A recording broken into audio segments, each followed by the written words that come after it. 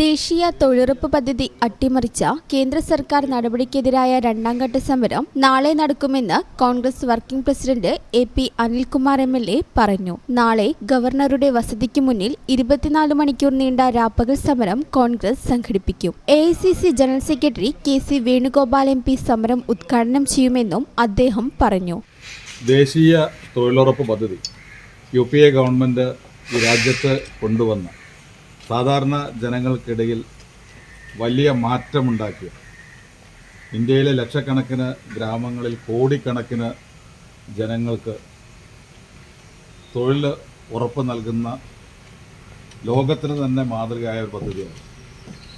BJP. Government അധികാരത്തിൽ വന്ന സമയം മുതൽ ദേശീയ തൊഴിലുറപ്പ് പദ്ധതി എങ്ങനെ ഇല്ലാതാക്കാം എന്നാണ് വളരെ ഗൗരവമായി ആലോചിച്ചുകൊണ്ടിരുന്നത്.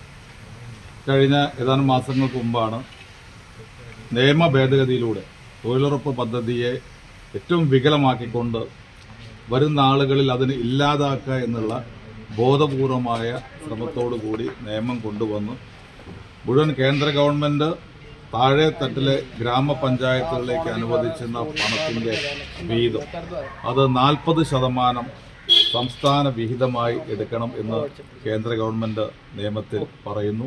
മതേതരത്വം തകർക്കുന്ന ബി.ജെ.പി. അജണ്ടയുടെ ഭാഗമായാണ് തൊഴിലുറപ്പ് പദ്ധതിയിൽ ഗാന്ധിജിയുടെ പേര് നീക്കം ചെയ്തത്. രാഹുൽ മാങ്കൂട്ടത്തിൽ വിഷയത്തിൽ ഉയരുന്ന ചോദ്യങ്ങൾക്ക് മറുപടി പറയേണ്ട ബാധ്യത കോൺഗ്രസിനോ കോൺഗ്രസ് നേതാക്കൾക്കോ ഇല്ലെന്ന് എ.പി. അനിൽകുമാർ പറഞ്ഞു. രാഹുലിനെ അയോഗ്യനാക്കുന്ന വിഷയം നിയമസഭയിലെത്തിയാൽ മാത്രമേ പാർട്ടി നിലപാട് സംബന്ധിച്ച് തീരുമാനമെടുക്കുകയുള്ളൂവെന്നും അനിൽകുമാർ മലപ്പുറത്ത് പറഞ്ഞു.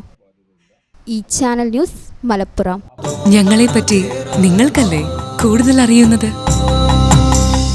പരിശുദ്ധിയുടെ സുവർണ പാരമ്പര്യം. Hayath golden diamonds, Valanchery.